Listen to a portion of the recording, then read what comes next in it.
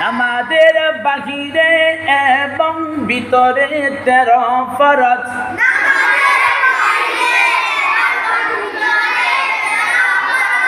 নামাজের বাহিরে 7 ফরজ।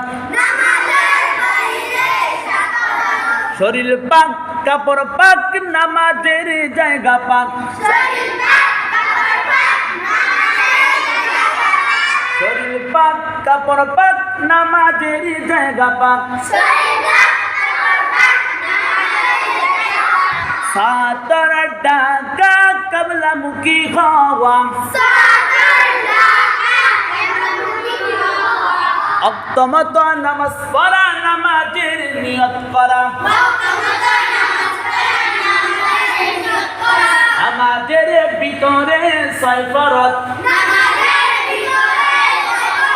তাকবীর তাহরিমা বলা, দাঁড়াইয়া নামাজ পড়া।